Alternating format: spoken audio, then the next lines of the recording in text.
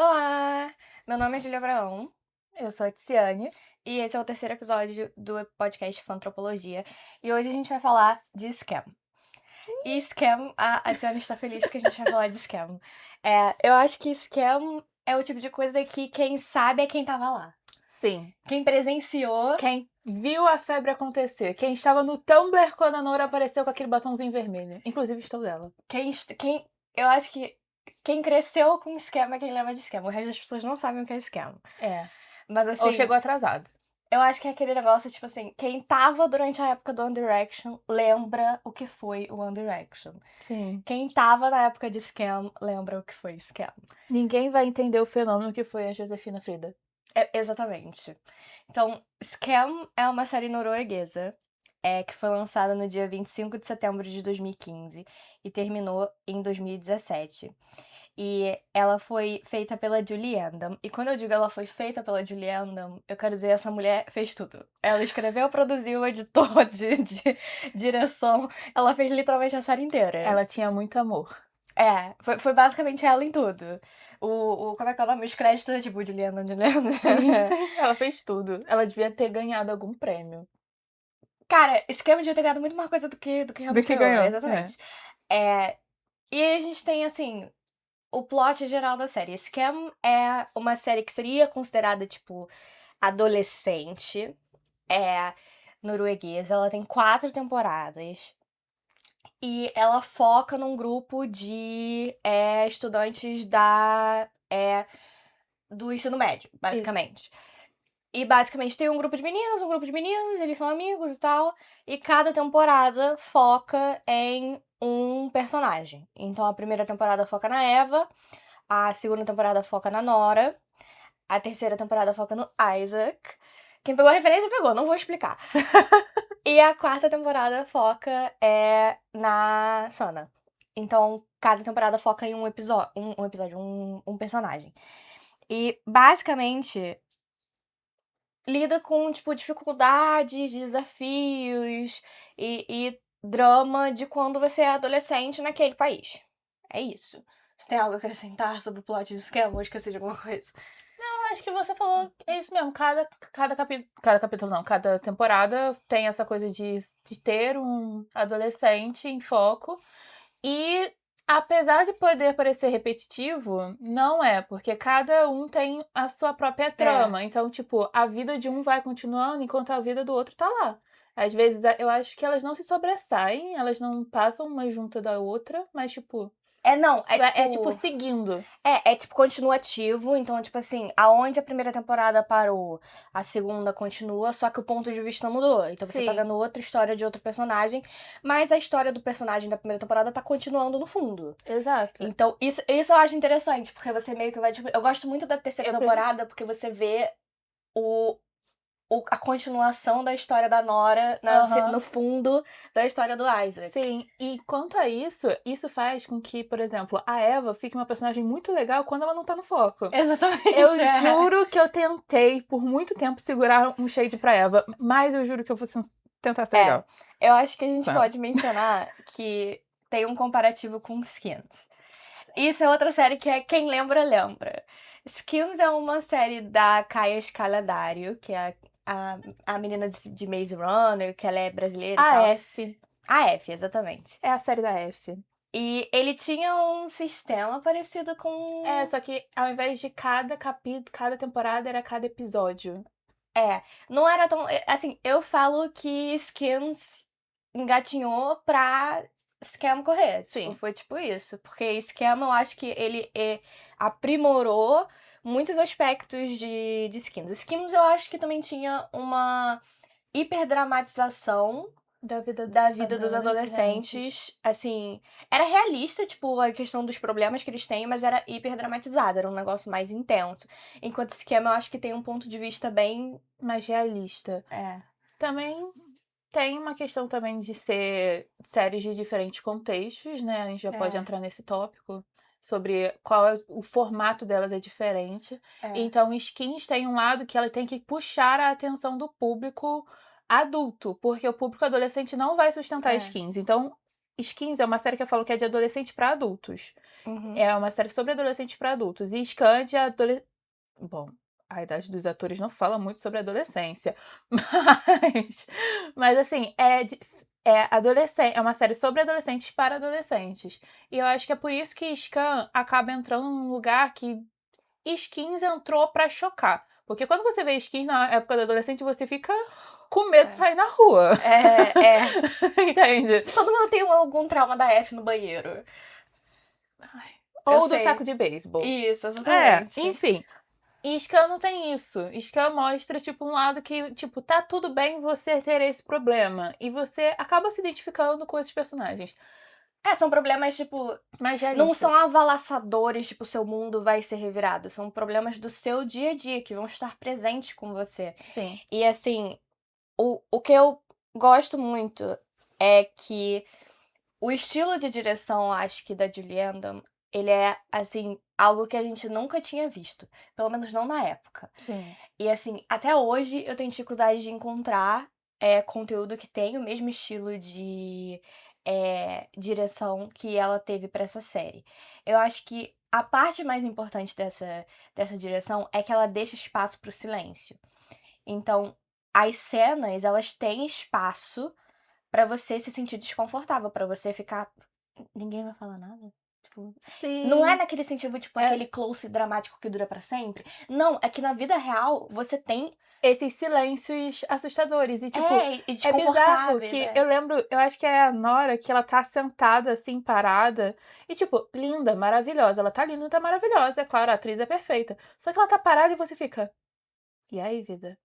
Quer E fazer aí? alguma coisa? E, tipo, você vê que você tá ansiosa. A atuação pode não ser uma das melhores. A gente já vai entrar nisso, eu sei. Mas, tipo, a atuação não vai ser uma das melhores. Mas, tipo, ela vai estar parada assim e você vai ficar. Vida, acontece alguma coisa. E não acontece, porque é uma série sobre adolescência que é muito verídica no dia a dia. Exatamente. Eu sempre falo, eu acho que eu fiz um trabalho na faculdade, onde eu expliquei que quando você pega elementos da direção de documentário e você adiciona numa narrativa, você pode criar algo muito realista. E eu acho que foi isso que Scam fez. Então as conversas parecem reais, no sentido de que elas são desconfortáveis. Tem momentos que tem aquele silêncio esquisito que ninguém sabe exatamente. Constrangedor que ninguém sabe o que vai Todo falar. mundo falando por cima. Alguém interrompendo um diálogo. Não, e diálogos realistas de adolescente, Também. assim. E você tem também o modo como a câmera, ela não é uma câmera perfeitamente estável, ela é meio shaky, sabe? Tipo, ela dá uma tremidinha, os ângulos, assim. Eu acho que tudo sobre a direção da série dá essa sensação de realismo e, às vezes, desconforto. Tem momentos em Scam que você tá assistindo e você fica, meu Deus. Tem vários, Eu inclusive. sinto que eu estou me adentrando na vida de alguém, não devia estar assistindo isso. Tipo, é meio desconfortável. Mas eu acho que isso, tipo, é um dos melhores partes de Scam. Eu acho que também eles botaram isso exatamente com essa ideia de que o Scam é como se tivesse a vida do adolescente passando ali pra gente. Porque eles também inseriram a questão de que toda a divulgação de Scam fez muito para que os adolescentes consumissem. Então, que os adolescentes consumissem. Então, tipo, quando tem as questões dos Instagrams, né? Que cada personagem, ele tem um Instagram, não é? Isso, a gente colocou aqui. Tipo assim, eu acho que tem algumas coisas com relação o modo como a série foi feito que deu certo pra os adolescentes se interessarem. Eu acho que uma das coisas é improviso.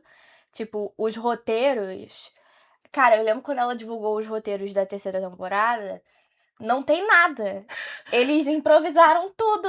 E, tipo, eu acho que isso deu certo, porque ela pegou, tipo, atores que estavam interessados e que se viam nos personagens e deixou eles terem, tipo, diálogos orgânicos. E eu acho que isso deu muito certo. E aí, com relação a, tipo, a atração, a divulgação da série é genial. Eu acho que tem um trailer especificamente que eu quero falar sobre. Mas ela fez de tudo pra parecer com que essas pessoas são pessoas reais. Sim. Então, vários personagens tinham Instagrams. tipo, redes sociais do personagem, e eles postavam fotos e vídeos como os personagens. E às vezes você via as fotos e os vídeos e elas eram de algum momento específico da série. Sim. Então, tipo, um personagem posta um vídeo numa festa e é uma festa que aconteceu em um dos episódios. Sim. E isso é bem legal, porque eu acho que isso dialoga com o intuito da série de parecer que você está imerso no mundo adolescente, mesmo você não sendo adolescente. É. Ah, mas é uma série sobre adolescentes para adolescentes. Sim, mas se outra pessoa quiser ver, você vai vai entrar nessa adolescência. E é por isso que eu acho que Skam, novamente voltando a skins rapidinho, faz melhor do que skins em entrar na vida adolescente. Ah, porque a vida adolescente é tranquila? Não tô dizendo que todo adolescente tem uma vida tranquila. Eu acho que deve existir muita F na vida. Não, e você tem Mas- dramas muito sérios em Scam. Sim. Eles só são lidados de forma mais realista. Porque a vida não precisa acabar tudo como acaba em skins. Em Skam, tipo, mostra que, cara, tá tudo dando errado, mas calma, é só a vida. Alguma hora vai dar certo ou não vai dar certo. E eu acho isso muito interessante. É, tipo, Isca. eu acho que a questão é que você. Problemas que realmente explodem, que acontecem num momento e de repente sua vida inteira mudou e, assim, realmente tudo. Tipo, digamos que você de repente tem um AVC, você vai pro hospital e tal. É um negócio avalaçador que ocorre num período de tempo muito pequeno. Uhum. Só que a vida tem poucos problemas que são assim. Poucas vezes na vida de uma pessoa ela vai ter momentos assim. A Onde menos que ela seja muito azarada. a vida dela vai mudar completamente no espaço de 24 horas. Sim. A maioria dos problemas, eles se arrastam, eles fazem parte do seu dia a dia e você lentamente vai lidando com eles ou ignorando. E é isso que eu acho que é interessante de Esquema. Eu acho que isso é um dos... Esquema. que é um dos... que é muito estranho, porque todo vídeo essay, todo o vídeo ensaio que eu vejo de Scam, ninguém fala, não tem tipo, em português, aí eu fico Scam. Mas é Scam. Eu acho que essa parte no geral é legal. E aí eu acho que a gente entra na parte do porquê que a gente ficou tão, tipo, viciado em Scam no momento de lançamento. Que é o modo como a série foi lançada. Tipo, não foi assim desde o começo, né? Eu acho que a primeira temporada não foi assim, eu teria que checar.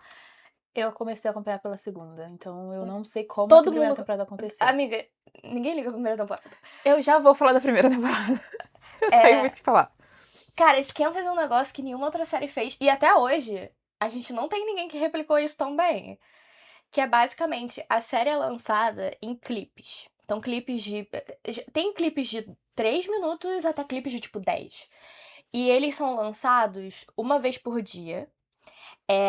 No horário do qual aquele clipe tá acontecendo. Então, é como se a gente estivesse acompanhando a vida real dos personagens. Então, tipo, se aparece, tipo, um personagem se arrumando pra escola, o clipe vai sair às 6 horas da manhã, como se naquele dia, aquele momento é aquilo que aquele personagem tá fazendo. E aí, um clipe saía por dia, às vezes acontecia de sair 2 clipes por dia, e você ficava, meu Deus! E aí, no final da semana, que era no domingo, saía, tipo, o episódio completo, que era todos os clipes em sequência, e às vezes até tinha um conteúdo extra. E, cara, era um modo de experienciar a série Muito bom. muito bom e muito diferente. Eu acho que essa é a questão. É original de uma forma que a gente não tá acostumado. E eu lembro que criou uma expectativa eterna por meses, porque a série é 10, normalmente costuma ser 10 episódios, ou um pouquinho mais. Então você tá passando 2, 3 meses, todo dia. Cadê? Já saiu. Atualizando. Que Era nem um muito bom. maluco. Pra você ver o que tá acontecendo com os personagens. Aí tu vê o Instagram, tu fica tipo, meu Deus, o que tá acontecendo com esse personagem que nem existe? Mas tem lá.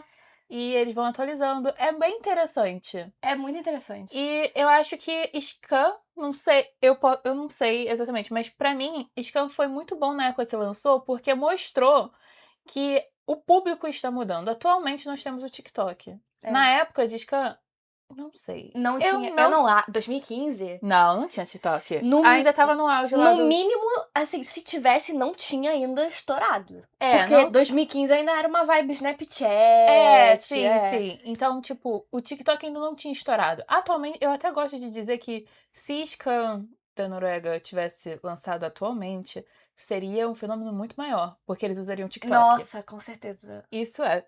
Mas, enfim, voltando. Na época, lançava primeiro num treco norueguês lá, e aí, Sim. eventualmente, quando ficou muito grande, eles começaram a lançar os clipes no YouTube. Sim, e eu acho que foi muito interessante eles usarem as plataformas com essa coisa de clipezinhos, porque porque os adolescentes estão na internet. Desde 2015, os adolescentes estão na internet. E a gente percebe isso porque eles não focaram, né? Mas eles atingiram um público que provavelmente eles não estavam esperando, que é os jovens do Tumblr. Cara, porque uma parte de mim sente que eles deveriam saber que é a gente que eles iam atingir. eu acho que eu acho que a... Qual é o nome da diva? Julie Andam. A Julie, ela deve ter falado, eu acho que o Tumblr vai gostar disso, mas eu vou fingir que eu tô fazendo isso daqui para a Noruega. E pronto. Foi. Eu tenho isso pra mim. Ela pode falar, não foi a intenção. Foi. Na minha cabeça, ela fez isso pro povo do Tumblr. Porque não tem como. As sequências, os cortezinhos perfeitos pra encaixar em GIF. Desculpa, mas a Nora, eu fui muito apaixonada por ela em 2015, Eu sei, quando ela amiga, nasceu. eu conheço seu crush. Enfim. Pra ser honesta, a Nora é um crush de todo mundo, porque ela era realmente, assim... A atriz é linda. É, a atriz. Mas, assim, tem diversos atores de Scam que você tem que pensar que isso são atores indie pequenininhos da Sim. Noruega que aceitaram fazer um projeto, assim... E estouraram do nada. E hoje, eles mencionam, tipo... Várias partes do mundo sabem quem eu sou, especificamente por causa dessa série. Então, tipo assim, eu juro por Deus, se um ator de Scam pisasse no Rio de Janeiro, ia estar nas redes sociais, ia estar. Tá aqui! Nossa, ia ser. Ia ser o fenômeno da Rochelle, quando toda vez que ela vem pro Brasil, ela fica, eu sou mais reconhecida aqui que nos Estados Unidos. É, exatamente. A gente tem as temporadas. E aí a gente vai entrar no, tipo, qual foi o sucesso, mais ou menos, de cada temporada, né? Eu acho que a primeira temporada, e eu vou deixar a Luciane falar, a primeira temporada é a menos interessante. Ela é a menos interessante, ela tem a personagem principal mais chata, e ela é a temporada que mais se arrasta. É a que você assiste e você fica, podia ter acabado já, vamos pra próxima. O que é impressionante, porque poucas séries sobrevivem pra ter uma segunda temporada quando elas têm uma primeira temporada chata. Só que eu acho que na época, quando a primeira temporada saiu e a gente não tinha o contexto do quão bom ia ser o resto, a gente achou a primeira temporada boa. Sim. Isso é minha teoria. Então, eu tenho uma teoria, que quando saiu a primeira temporada, não é que eu ache que Scam, que a primeira temporada seja ruim. Eu acho que tinha muita coisa pra ser boa. Eu acho que tem temporadas melhores da primeira... Adaptações melhores no remake, que a gente já vai falar. Uhum. Mas eu acho que quando ela foi fazer, a primeira temporada foi meio que um teste. Então não tinha como ela fazer uma coisa avalaçadora. Apesar de eu achar que, pra época, e considerando a época que tava tudo sendo lançado, a ideia de ter uma protagonista que faz as coisas que a Eva faz... já era, tipo, uma protagonista antipática que, assim, gente, com todo respeito, quem vai gostar da Eva na primeira temporada? Eu só fui gostar da Eva a partir da segunda, perto da terceira. Porque foi quando ela começou a ficar legal. Mas a terceira, ela sofre aquele efeito Halo, né? Halo Effect. Que quando um personagem que não as pessoas não gostam muito, é colocado próximo de um personagem que as pessoas gostam muito, a sua afeição, ela é refletida pro personagem que você não gosta. Tudo bem. Pelo menos fazer ela Então, ser como ela gostável. tava perto, por exemplo, do Isaac, a gente ficou tipo, a Eva. Aí a gente esquece tudo que ela fez na primeira temporada. Com quão insuportável ela foi, Só que existe um ponto. Todo mundo era insuportável na primeira temporada. Até o Isaac. A gente entende o Isaac porque depois do final... Aquele final daquela primeira temporada foi muito bom. Muito bom, Que ela pegou e viu aquilo dali. Foi muito bom. Mas a coisa é que a primeira temporada, eu acho que Scam fez uma coisa de, tipo, fazer uma temporada que tinha uma história ok, porque eu não acho a história da Eva ruim, ao todo ruim.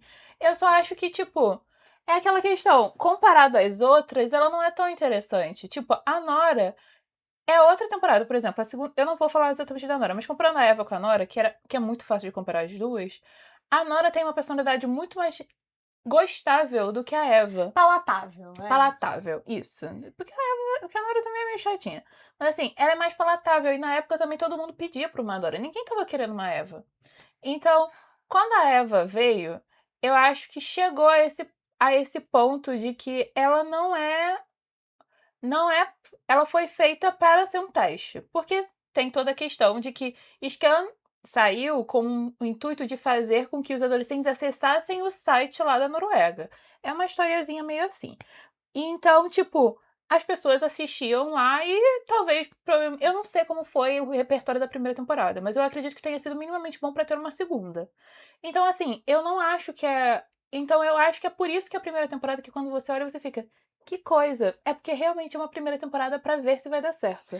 Eu acho E aí a segunda. interessante essa teoria. E aí a segunda, você percebe que ela já botou uma personagem mais palatável, gostei dessa palavra. Botou um protagonista chato pra cara. A gente vai chegar no Will, calma. Calma que a gente vai chegar nele. E aí depois foi evoluindo as temáticas, é. né? Indo pra terceira temporada. Não, eu acho que Scam é uma série que genuinamente evoluiu. Amiga, deixa eu ir pra cá um pouco pra trás. Desculpa. Scam é uma série que evoluiu com as temporadas. Cada temporada é um pouquinho melhor do que a anterior, tirando a terceira e a quarta, que eu acho que são igualmente boas. Mas, assim, quando a gente fala, assim, da questão da Noruega, tem todo um background cultural. Tipo, do que aconteceu pra série sair, o porquê que a série foi feita, o que tem a ver. E a gente vai chegar nisso quando a gente fala dos remakes, da importância que eles viram na Europa de representar adolescentes e seus desafios e tal, e fazer eles se envolverem mais na arte.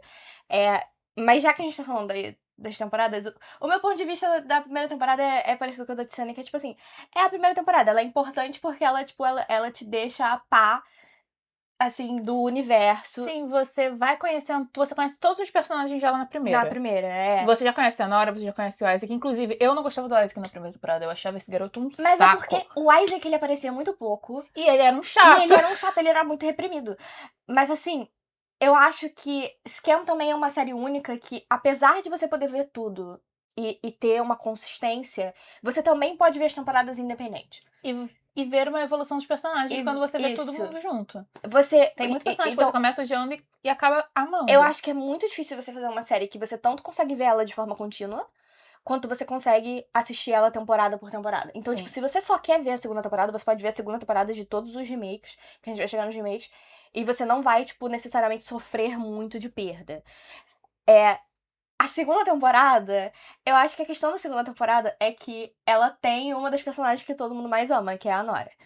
E a Nora é, tipo assim, ela é um dos ícones, visualmente, um dos ícones fashion da época no Tumblr e nas redes sociais dos nerds. Nos buracos dos nerds da internet na época, a Nora era, tipo assim, um fenômeno. Deusa. Ela estava em todos os cantos. Em todos os cantos. Os GIFs, as fotos, assim, pra todo lado você via a Nora. Se você não via Scam, você sabia quem era a Nora. Ela aparecia pras pessoas. Então, era a famosa loirinha. A loirinha de cabelo branco e batom vermelho. Esse era o nível. E sempre com uma blusinha listrada, bem bonitinha. Ela criou uma imagem muito reconhecível, que todo mundo sabia quem ela era, mesmo se você não visse Scam. E isso foi quando eu entrei. Eu não vi Scam pela primeira temporada. Eu também comecei pela Nora. Eu vi Scam depois. Mas eu sabia quem era a Nora. Tipo, ela aparecia muito no Tumblr. Eu só fui ver Scam quando tava rolando a terceira e a quarta temporada. Ah, não. Eu vi Scam pela Nora, não. Porque eu não vi que ela era bonita e decidi ver. Ela aparecia pra mim e eu ficava tipo, cara... Que mulher linda.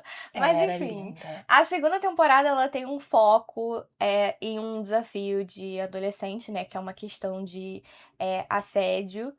Você quer falar da segunda temporada? Pode falar. Eu prefiro falar mal do Will. Pode falar. Ok. O plot da segunda temporada, ele foca muito, assim... É que eu não quero dar uma quantidade absurda de spoiler, porque eu acho que todo mundo devia sair e ver essa série. Mas ela tem um foco tanto em bullying digital quanto em assédio sexual. Ela não é muito explícita. A maioria a maioria dos remakes e das histórias de scam não são explícitas. Você tem momentos que são, tipo, bem sérios, mas você raramente vê esses momentos. E ela foca nessa dicotomia de você se autoculpar como vítima, né? E a Nora passa por uns butucados na segunda temporada. Você Ai, nem me fala. dá uma pena dela. Dá uma coitada. E a questão é que o interesse amoroso dela, que é o odiado, que é o Will, a pessoa que assediou ela é irmão dele. É o irmão mais velho dele. Sim. Então isso cria uma, né? E tipo, é o tipo de coisa que, infelizmente, é comum, tipo, assédio sexual é comum, principalmente em adolescentes, e muitas vezes vem de dentro do seu grupo de amigos, dentro da sua família, essas coisas. Então você realmente sente, assim, por ela. Eu acho que é uma temporada que você fica um pouco com o coração na mão, porque você fica... Sim. E também porque... E também tem uma questão falando da personagem também. A Eva passa por tudo isso e eu acho muito interessante que, tipo, eles fizeram a personagem ter essa nuance de ter esses momentos frágeis, né? Por causa do tema. Não tem como. A Eva ou a Nora? A Nora. Ah. Ter esse momento meio frágil, mas ela também, tipo, é muito fortezinha. Ah, não, ela é muito. Assim, ela eu é acho muito forte. Tanto que tem uma questão de que eu ia comentar sobre a Nora, que além dela ser muito bonita e todo mundo gostar dela no Tumblr, quando você via a segunda temporada, ela virou, no Tumblr, gente, o ícone feminista. Todas as falas delas no Tumblr, você deve ter já visto pelo menos uma fala dela. Sim. Eu não vou conseguir lembrar de nenhuma, mas na época eu repetia muito. O batom vermelho, essas questões, assim, de ser um pouco mais liberta, não sei o que. Ela tinha uma mente diferente das outras meninas, por exemplo, da Vilde. Então, tinha muito essa questão da Nora ter... Eu acho que foi uma das primeiras vezes que a gente via a personagem, tipo... Ela se manteve forte, apesar das situações, e ela também mostrava o lado frágil. Então, não tinha mais uma questão de quebrar, de ter essa questão de ou ela é muito forte porque passou por isso, ou ela é muito forte, ou ela é muito frágil porque passou por isso. A Nora era os dois. E eu gosto muito disso na Nora. E aí a gente entra numa questão também, que, aproveitando, a segunda temporada fala de um assunto bem... A Eva passa por muita coisa. Mas é que, tipo, o tema da Eva é mais a questão de que tem muita questão da dependência emocional dela no namorado dela, em que o Jonas, assim, você vê que o relacionamento não vai dar certo, o Jonas é um saco, e ela é um saco, eles se merecem por isso. E aí tem a questão da traição, então, tipo, a Eva tem um problema muito mais... entende? Assim, tipo, mais... Ok. Aí quando você pula pra um outro tema, que é um pouquinho mais coisa, chama mais o público.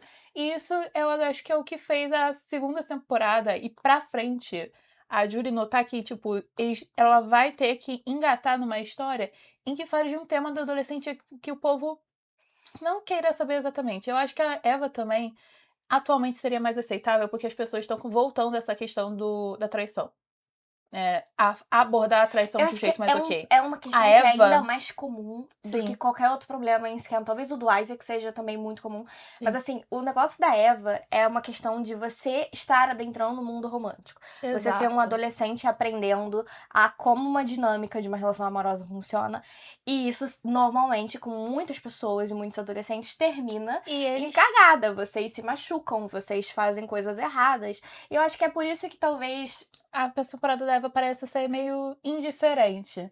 Mas não, ela parece ser menos importante do que as outras. Porque as outras trazem, acho que, coisas mais sérias sobre a vida do adolescente. Apesar da Nora, tipo, ter o romance dela com a Will, no geral, a história dela não é apenas isso. Ela fala das meninas, ela fala das amigas, ela fala dos problemas dela. Então é interessante. Mas eu acho que todos eles têm isso. Eu acho que... isso é o que eu gosto muito da maioria dos principais. Eu acho que todos eles... Cara, eu acho que isso acontece... Terceira e quarta temporada isso acontece muito. Sim. Que os personagens são multidimensionais. Sim. Então, o Isaac, por exemplo, da terceira temporada, você não tem só uma questão dele. Você vê problemas da vida pessoal dele com a família, você vê problemas do lugar onde ele mora, do trabalho dele e tal. E você ainda, tipo, chega a ver, tipo, como coisas do background de outros personagens estão afetando a vida dele. Sim. O interesse amoroso dele tem muito mais contexto e background do que, acho que quase todos os outros interesses amorosos. Você sabe sobre a vida dele, você sabe. Uma coisa que eu falo é que aí eu tenho uma questão. vou falar disso melhor na terceira temporada. Vamos voltar pra Nora, porque a gente tava falando da Nora. Mas eu gosto muito que a temporada da Nora, ela foi muito boa pra Julie perceber que ela precisaria de temas que, na época, eram considerados, tipo, mais difíceis de abordar. Atualmente, obviamente, tudo sempre vai ser difícil de abordar. Mas é que, tipo, as pessoas começaram a, tipo, deixar disso ser um tabu. Vamos falar sobre isso porque é importante falar disso. Na época era tipo, vamos falar disso porque é importante mesmo você considerando isso tabu ou não. Então eu acho isso importante em Skam. No início, eu acho que a primeira temporada da Eva, além da questão de ser muito um problema normal, porque tem a questão também do Jonas ter um relacionamento há muito tempo, o Isaac ser chato e não gostar da Eva, sensato. Sensato. E tem todas essas questões, e aí tem a Eva traindo, o Jonas traindo, todo mundo traindo. Não é um tema que, na época, as pessoas estavam querendo ver.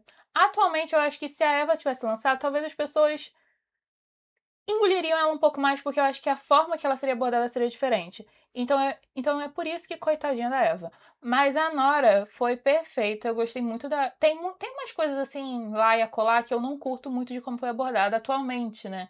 Olhando por um lado, por exemplo, eu acho que a Nora, o feminismo dela é a coisa mais... Ai, é possível, né? Tipo, não é exatamente... Mas tipo, na época... reflete não só a época, mas o contexto cultural, tipo, Sim, da tem Noruega. a questão da Noruega. Acho que tem vários momentos que você percebe o contexto cultural da Noruega. E eu acho que essa diferença entre Skam e Skin é que Skam é muito mais realista. Enquanto o Skin tava tentando usar esses tópicos para chocar. Mesmo esses tópicos sendo tabu. Os tópicos eram utilizados pra você sentir o drama e o desconforto e aquele negócio de tipo assim, nossa, que série... Ui, que série intensa. Scan não tem isso. Você não sente essa sensação. A única coisa boa que saiu de Scan foi a Kai Cordelário, o cara que Não, faz Skin. o Tony, os Skins, a Kai Cordelário, o Davi Patel e o cara que faz o Tony, que eu esqueci o nome. Tirando isso... Ah, gente. A Isso é nada de bom. gente Eufória, tem... no máximo. Você vai querer falar mal do Will? Cara, o Will é muito chato. Sério, ele não tem um mínimo de atitude. E quando ele tem atitude, ele consegue fazer bosta. Eu não gosto do Will. É o que eu falei pra você. Eu mandei uma mensagem pra ela ontem, de madrugada, falando, gente, até um cara que o apelido dele é Penetrator Chris, tem mais atitude do que o Will na temporada da Nora. Sabe qual é a questão do Will? Eu entendo questões dele. O Will é realista, na minha opinião. Ele é realista. Porque a gente tá falando de homens... Homens... Obrigada. Não, eu vou continuar. A gente tá falando de homens que não tomam atitudes na frente de uma mulher sendo assediada e machucada. Isso é o que acontece, porque é muita... Eu não acho que ele diz isso diretamente, ou que ele, tipo, mostra isso dessa forma. Que é aquela ideia de que eu não assedio, eu não sou assim, portanto eu não sou o problema. Exato. Eu não tenho que fazer parte. Eu não acho que ele mostra isso de forma tão direta, ou que ele se sente dessa forma. Eu acho que ele sente uma responsabilidade. E tem outros remakes que eu acho que mostram mais isso.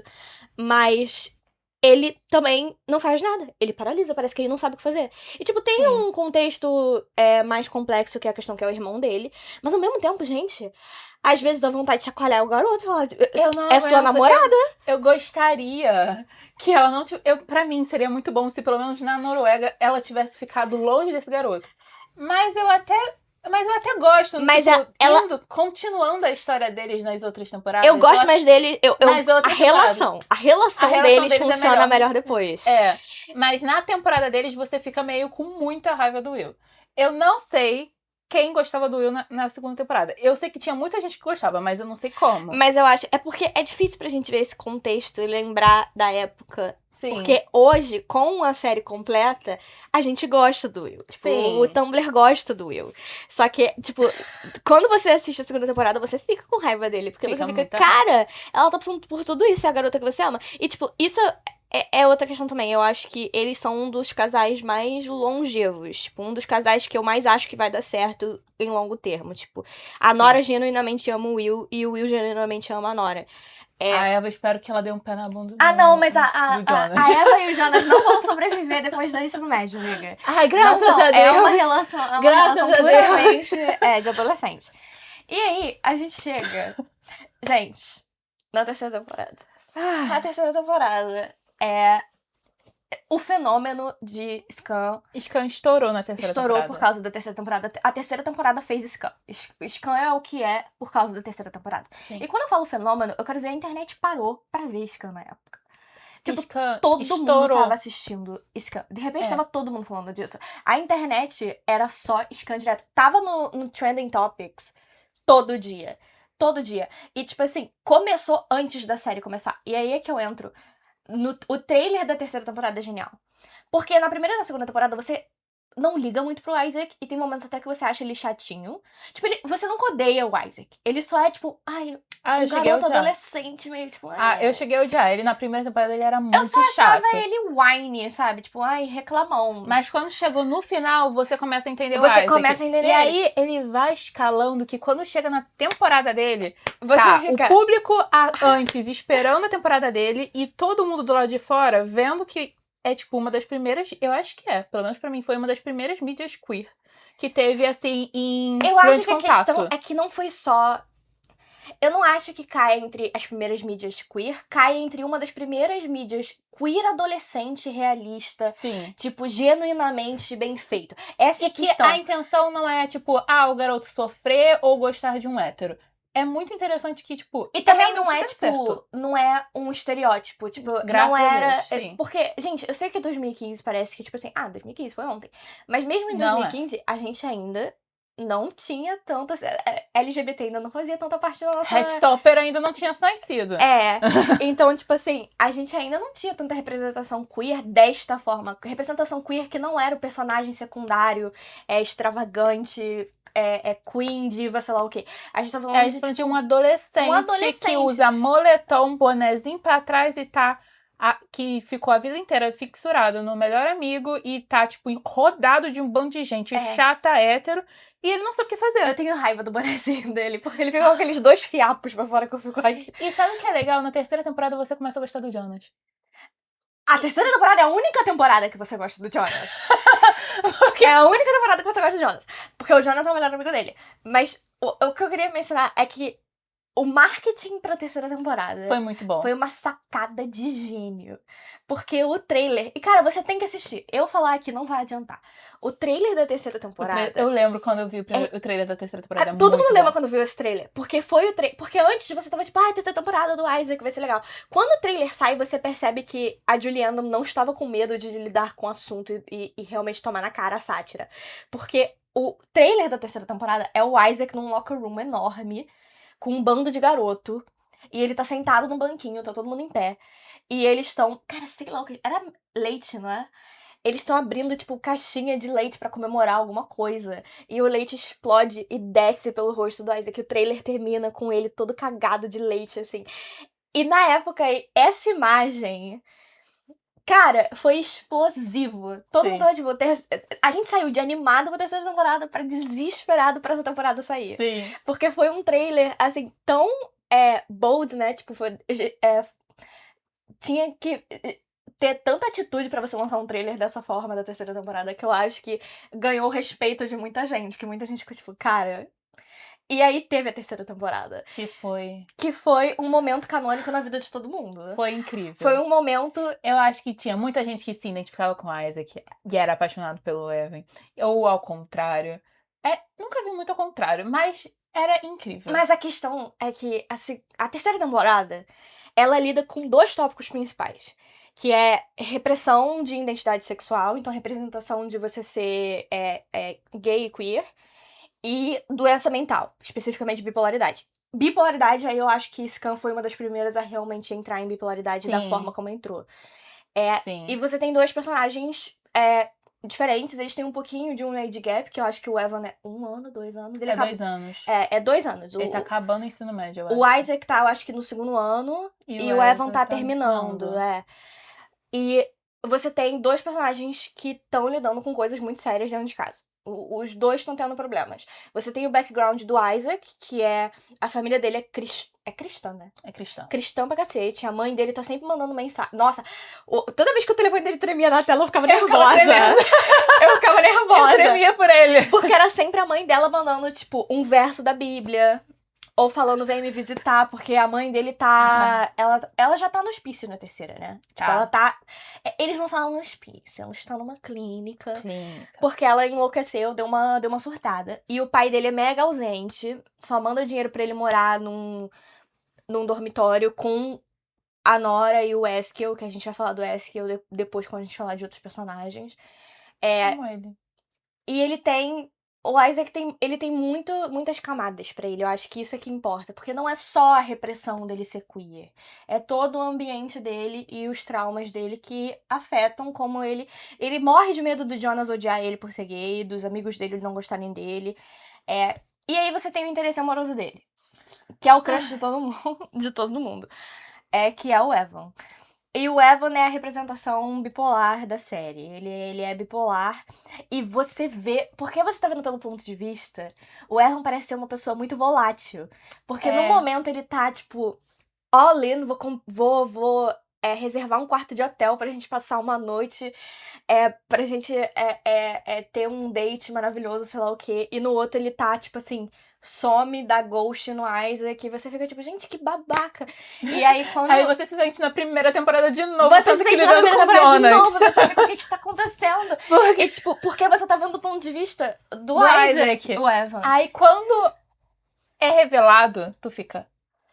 Não, e o modo como é revelado A forma que foi revelado... É um evento icônico. A cena é muito boa. Tudo na terceira... Eu acho que a terceira temporada é a única temporada que tem, tipo, diversos momentos icônicos que a gente não consegue esquecer. Momentos que, assim, marcaram a nossa juventude. E não tem a Nora cantando. Isso daí, tipo, é muito bom. Também ajudou, exatamente. Mas o Evan, o momento que a gente descobre que o Isaac tem que lidar com a revelação e que o Evan e o Isaac começam a falar sobre isso, e você começa, tipo, a entender muito do que aconteceu durante a série. Esse capítulo é muito bom, inclusive. Você fica... ok. E aí tudo começa a fazer sentido. E tipo assim, não nos leve a mal. O Evan não maltrata o Isaac. Tipo, não é uma relação tóxica nesse sentido. Mas é só uma relação confusa. Tipo, os dois estão muito confusos. Muito interessante, porque normalmente quando vão tratar de um personagem bipolar, tem outras mídias que usam personagens bipolares. Que vilanizam muito. Que vilanizam muito a bipolaridade. Que o personagem faz coisas extremamente horríveis. E assim, não vamos dizer que talvez pessoas bipolares não possam fazer coisas horríveis, né, num episódio de Mania. Mas nem sempre eles vão fazer coisas horríveis em um episódio de Mania. Então, tipo, o Evan, ele faz umas coisas, por exemplo, invade não sei o que da piscina. Sai por a piscina. Essa cena é muito boa. A cena da piscina. Ele sai assim, tu acha que ele é um maluco. Tu acha que ele é, tipo, só um adolescente vivendo a vida doidado. Tipo, quando eu sabia que tava indo pra um caminho, assim, quando ele já saiu, assim, tipo, ele começou a dar ghosting, eu senti que a gente tava lidando ou com o Jonas, de 2.0, ou pior, que foi ver o meu medo de filmes que tratam esse ghosting como se, tipo, acontecesse um câncer. Eu tava sempre... E novamente, voltando. Eu tava tão acostumada aos personagens gays nunca terem um final feliz. Por exemplo, mesmo em Skins, o personagem gay... Não vamos falar dele. Então... Ou é porque o personagem gay, ou ele não tem plot de verdade, ele é só um personagem de apoio secundário pros personagens principais. Que normalmente tem interesse no personagem masculino hétero e é visto como uma sátira, ele Exatamente. É sempre assim. Ou se ele tem um plot sério, é uma tragédia e termina em merda. Sim, então eu tava esperando um câncer ou uma coisa assim. Meu Deus! Eu já tava assim. Aí quando saiu que era bipolaridade, eu fiquei... Ih! Aí, só que a coisa é que o Evan, ele não é tratado de forma... tipo, vilanesca. Ele é, tipo, um adolescente que tá lidando com essa bipolaridade. E é muito interessante a forma que eles trataram, que teve uma sensibilidade. Eu tenho coisa de que eu acho que, tipo, foi muito bem tratado, mas foi muito visto no ponto do Isaac. Eu acho que seria muito mais interessante se fizesse um ponto de vista do Evan. Só que, obviamente, não teve. Mas foi interessante. Eu acho que a gente vai falar de personagens assim. E aí a gente tem a última temporada do Scam OG, que é o original. E a gente vai entrar nos remakes. Que é a Sana. É a temporada da Sana. E eu gosto muito dela. A temporada da Sana eu acho que é uma das mais relevantes em questão de contexto social, que é uma temporada sobre islamofobia, né? Ela é uma personagem praticante, em teoria. Ela tem alguns momentos que ela realmente luta com isso. Sim. E, eu acho que é muito interessante você ver o ponto de vista de uma pessoa que cresceu nessa religião e nessa casa. E quando ela chega nesse momento da vida, que é a adolescência, onde você tá começando a se tornar como uma pessoa própria, e você começa a pensar quais são realmente seus valores, quais valores da sua família você quer permanecer e tal. E tem toda uma questão de relacionamento, como os relacionamentos funcionam dentro dessa cultura e tal. E você, assim, a Sana, pra mim, ela é a única quarta temporada que funciona. Eu acho que não tem nenhuma que Sim. funciona tão bem quanto a original. A Sana é uma personagem empática, e muito, muito consciente da sua posição social. Ela é muito amiga do Isaac porque eles começam a ficar amigos na terceira temporada, porque eles fazem trabalho juntos. E você vê o contexto de ela, defender que o Isaac tem um espaço na... Eu sempre falo que... A gente sempre fala que tem a cena do banco, né? A cena do banco é muito Do boa. Isaac O monólogo da- dos dois é muito O bom. monólogo dos dois é... Não, assim, se você não vai ver Scam nunca na vida, você tem que ver no mínimo o monólogo da cena com o Isaac no banco. Que é muito bom. Porque ele te dá, assim... Ele explica de uma forma espetacular como funciona um preconceito mútuo, né? Porque são os dois personagens que mais sofrem preconceito, né? Dois personagens, são duas minorias. São duas São minorias. duas minorias em um país que, teoricamente, é um país feliz. É um país que não tem preconceito. Um país europeu. Um país europeu, um país de primeiro mundo, sei lá o quê. Que tirou a Copa nossa. Que tirou nossa Copa, mas eu perdoo porque o Haaland é fã de Scam. Verdade. Mas, assim, a gente tem uma cena. E ela tá falando sobre como ela se sente, de como ela é, vista num ônibus, como ela é vista, os olhares que ela tem e tal. E o Isaac vira pra ela. Cara, isso foi um diálogo que podia ter dado muito errado. Eu dou muito, assim, props pra diretora. Sim. Porque é um diálogo que podia ter sido visto como uma diminuição do preconceito que as pessoas islâmicas passam. Mas não foi, porque a resposta do Isaac é muito interessante, porque ele vira pra ela e ele fala: tem pessoas que são racistas, homofóbicas, etc., mas muitos são vítimas de ignorância. Eles não sabem como agir em volta de você, eles não sabem o que é respeitoso, eles não sabem como agir pra você se sentir confortável, eles não conhecem a sua cultura. E isso causa um estranhamento da sociedade com relação a você. Que é a mesma coisa que ele passa na terceira temporada. É um estranhamento. Quando ele vira... eu ia falar vira gay. Quando ele, quando ele fala pros amigos dele que é gay, os amigos dele não sabem o que fazer. Eles não têm uma noção de como agir em volta do Isaac pro Isaac se sentir confortável. Eles não entendem. O que é engraçado porque o Jonas, na terceira temporada, ele tem esse estranhamento, mas você percebe que, você acaba simpatizando com o Jonas porque ele acaba sendo... Porque naquele início, o Isaac tem muito medo do Jonas. Ele tem muito medo de contar pro Jonas. O Isaac é apavorado pra contar com ele. Quando conta pro Jonas, o Jonas, ele fica... Tá. De início, você percebe até o estranhamento, mas depois ele vai desenrolando, assim. É legal ver como o Jonas lida. Mas eu acho que é justamente isso que o Isaac tava tentando falar pra Sana. Que é, assim... vai ter sempre um estranhamento inicial, vai ter sempre esse double take, né? Essa olhada dupla. Eu gostei muito dele falar, que eles sofrem de ignorância. Que essa coisa de, então, eles, não sei o que é do preconceito, mas é que eles também sofrem da ignorância. Exatamente, porque ele tem até um momento que ele fala, porque a gente tá falando de um país mais progressista do que o Brasil. Sim. E ele fala, porque ela fala que a maioria dos noruegueses são racistas. E ele fala, a maioria dos noruegueses não são racistas. A maioria dos noruegueses não sabem o que fazer. Eles são ignorantes, eles não te conhecem, eles não sabem como agir em volta de você. E, de novo, a gente tá falando de uma outra cultura. Pra eles, esse diálogo foi espetacular. E eu acho que é interessante pra gente também. Enquanto aqui a gente com certeza tem um índice de racismo e homofobia maior. E esse diálogo não funcionaria. Pra eles, assim, foi um diálogo que abre a sua mente. Você fica... Meu Deus! Porque o modo como eles conversam, você vê o ponto de vista dos dois. E você vê que a palavra dos dois impacta um ao outro. Sim. E é uma troca interessante esse monólogo dos dois. E é, tipo, um dos pontos mais altos que eu gostei. Assim, um dos monólogos que eu mais gostei Eu de também. Scan. Né? E é exatamente por essa questão de que não ser, de ter uma diferença de preconceito em cada país, que eu acho que a temporada da Sana não é tão boa nas outras. Uhum. Porque nem todas as outras eu senti que teve o mesmo carinho que a Julie tentou fazer. Porque tem um choque cultural quando a gente chega e fala, tipo, o Isaac tá falando óbvio. Sabe? Tipo, quando você. A gente falando, fica parecendo muito que o Isaac tá falando óbvio. Mas quando você vai pro contexto da série e da Sana e do Isaac, você percebe que ele não tá falando óbvio. E o contexto da Noruega também. Então tem muito essa questão. Eu acho que o que é interessante é que o Isaac tá mais avançado na jornada de autocura dele do que a Sana. Sim, então ele já passou pelo momento de raiva, ele já passou pelo momento de frustração eterna e é com o mundo. interessante ele voltar nessa temporada e tá diferente. Ele tá muito diferente tanto na quarta ele temporada. quanto o Evan. Quando você percebe isso, você fica...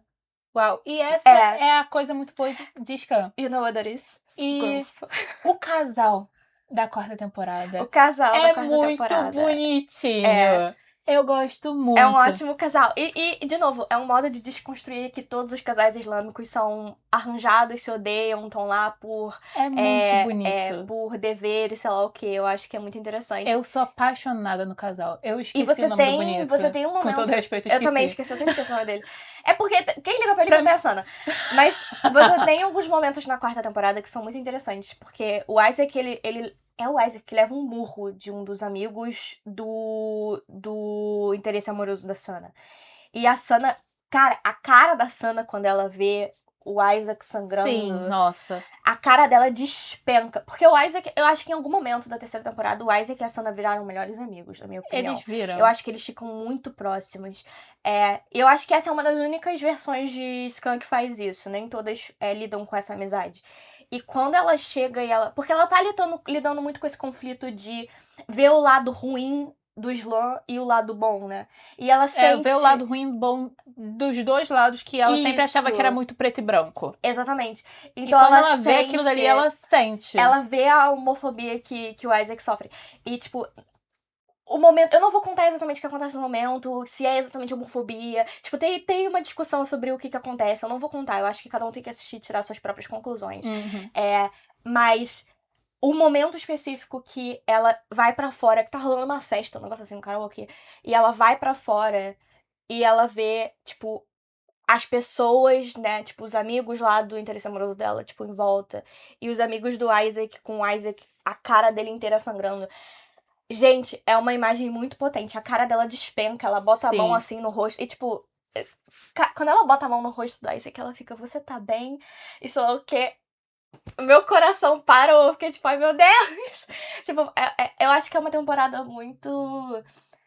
Ela é muito rica num contexto emocional. Ela realmente, ela te ela faz trata refletir. de um assunto muito bom, de uma forma muito... interessante. E também cuidadosa. Que até hoje, né, tipo, até hoje não é tratado de uma forma tão cuidadosa assim. Não. Então, tipo, é muito bom. Mas eu acho que essa é a questão de Scam. É que eles sempre foram muito cuidadosos com todos os assuntos. Eu acho até que com a chata da Eva. O propósito de Scam sempre foi falar... isso são tópicos relevantes da nossa sociedade que não estão sendo falados. Então, a gente tá falando de países europeus com alto índice de uma comunidade islâmica. Sim. E eles não são representados o suficiente na mídia. E ela queria falar sobre a experiência adolescente de uma adolescente que tá vindo desse background e como que ela lida com isso. Sim. Isso a gente tá falando tudo do Scan original, né? E o Scan, tanto original quanto todos os remakes, é visto como um instrumento de poder de soft power, né? Soft power eu não sei como explicar soft power. É a ideia de você, tipo, usar algo como entretenimento, arte, pra fazer, tipo... as pessoas gostarem do país. Pra falar isso, pra fazer statements, pra falar sobre tópicos. Exatamente, K-pop é um ótimo exemplo de soft power. Não é só pro público começar a ver... Também. a ver o seu país, mas também pra você fazer, tipo, falar sobre a cultura do seu país em relação à geopolítica, E é né? muito fácil fazer isso através do soft power, porque através do soft power você acaba... Aí entra a questão do soft power também, né? Que é tipo, você acaba gostando de uma mídia de um país que provavelmente você não sentiria empatia devido ao contexto. Exatamente. Que é o que acontece, por exemplo, com o Japão. Se você pegar tudo que o Japão já fez, você não vai gostar de anime. Mas o anime é um ótimo soft power. O melhor Sim. exemplo de soft power já é isso. E Scan fez essa coisa de você pegar um país da Noruega. Quem liga pra Noruega? Ninguém ligava pra Noruega. A terceira e a quarta temporada fizeram todo mundo gostar da Noruega. A terceira e a quarta temporada não foi só isso. Elas foram mensagens pro resto da Europa. Sim. Tipo, muito claramente. Principalmente, eu acho que teve uma discussão em volta da Rússia na época. Sim. Tipo, teve várias discussões geopolíticas por causa de Scan na época. Sim. Então, tipo assim, ela foi uma resposta, ou tipo, no caso seria mais uma fala da Noruega, tipo assim, a gente tem esses problemas, olha como a gente lida com eles, por que você não está fazendo a mesma coisa? Exatamente. Tipo, a gente defende isso aqui, a sua pressão no meu país não vai fazer eu mudar de ideia. Então tipo, o Scan funcionou muito dessa forma na época, o que é surreal, porque é uma série adolescente. Mas, falando disso, a gente chega nos remakes. Que é a melhor parte. Que eu acho muito bom que a gente já começa falando dos remakes através da geopolítica, porque o que fazer pra... O Scan já chegou e falou, então, a gente defende isso, a gente é isso, a gente gosta de gay, e aí? E o que tu vai fazer? Então, vamos fazer o nosso Scan. E é isso que aconteceu. Pronto. O mundo inteiro parou pra fazer Scan. Scan não é uma febre só por causa dessas 4 temporadas que saíram na época. Scan é uma febre porque virou... algo recorrente na Europa. Diversos países da Europa decidiram fazer sua versão de Scan.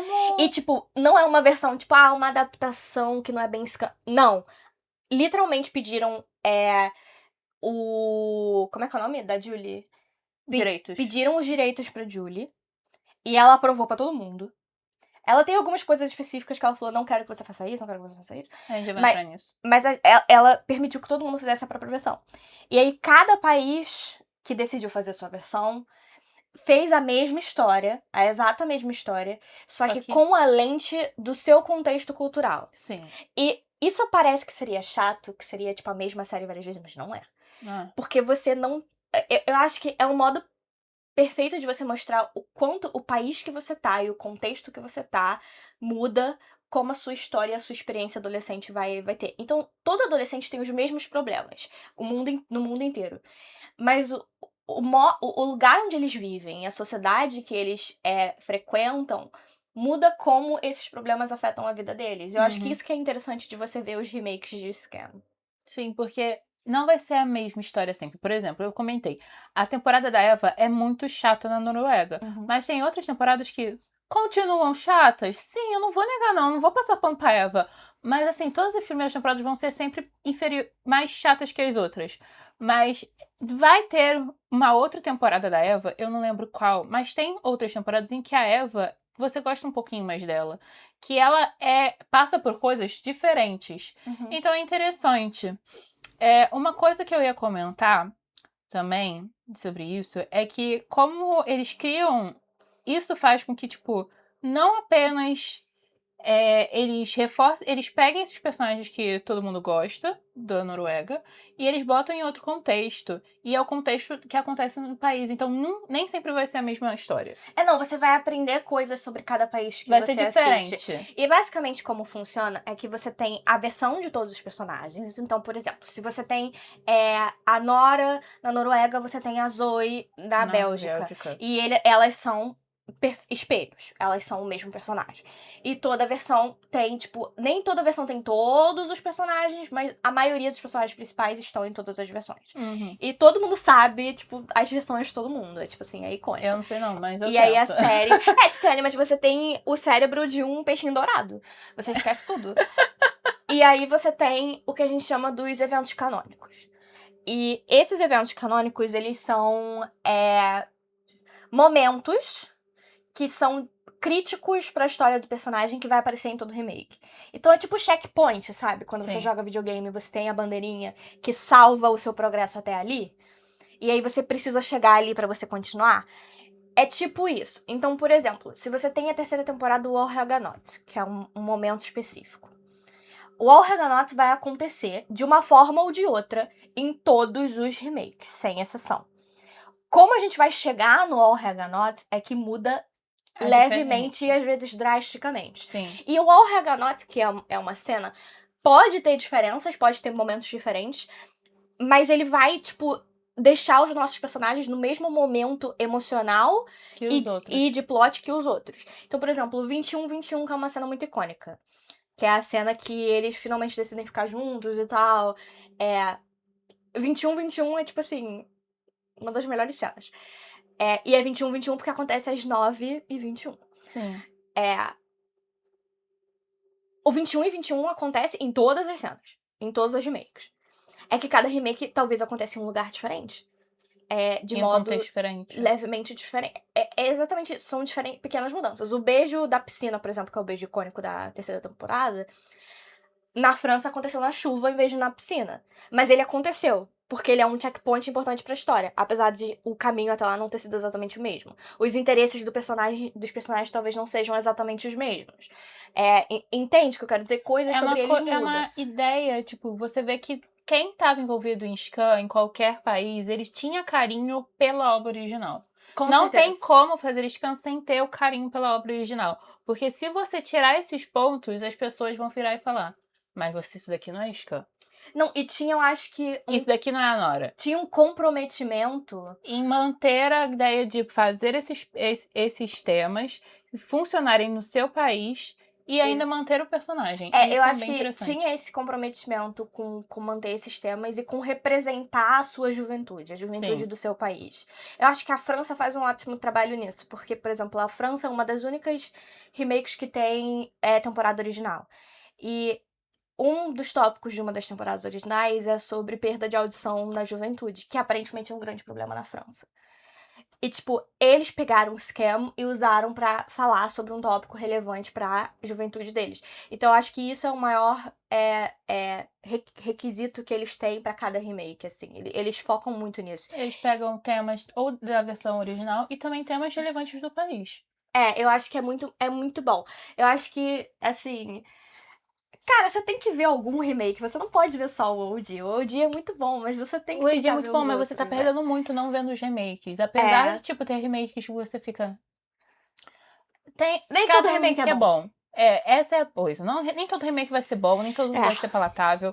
Mas a Nora vai ser sempre legal. A Nora vai ser sempre bonita. Eu acho que é requisito pra ser a Nora, ser bonita.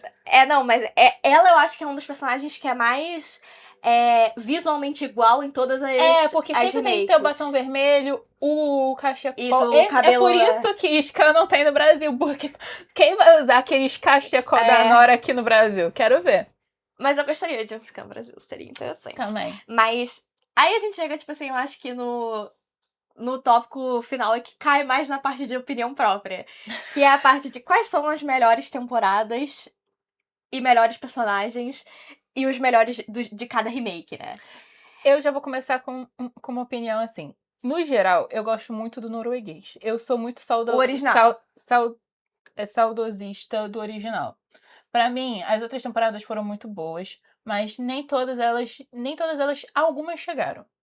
Tem temporadas que eu gosto mais da segunda temporada, tem outras que a gente já comentou, né, entre a gente. A segunda e a terceira são temporadas que eu gosto muito nos outros, que funcionam muito bem nos outros. Agora, a primeira é ok, tá. É que a primeira é só em todas elas. Mal da primeira.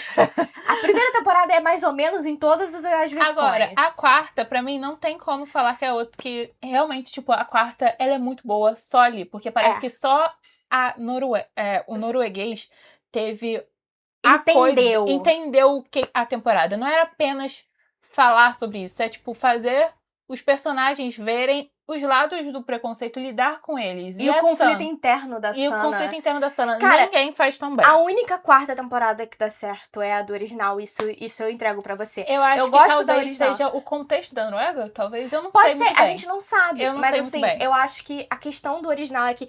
Obviamente tem uma questão de nostalgia, né? Porque o original é o original. Só que... não significa que o original é perfeito. Eu acho que tem versões que fizeram aprimorações. Tem versões que são tão boas quanto o original. E talvez vendo atualmente, talvez uma temporada que seja mais recente tenha umas adaptações bem melhores dos personagens do que na coisa. Tá saindo porque agora questão ainda. de 2015, né? Atualmente tem o Croácia, eu ainda não vi a Croácia tá saindo agora, a versão da Croácia. Então ainda tá rolando, gente.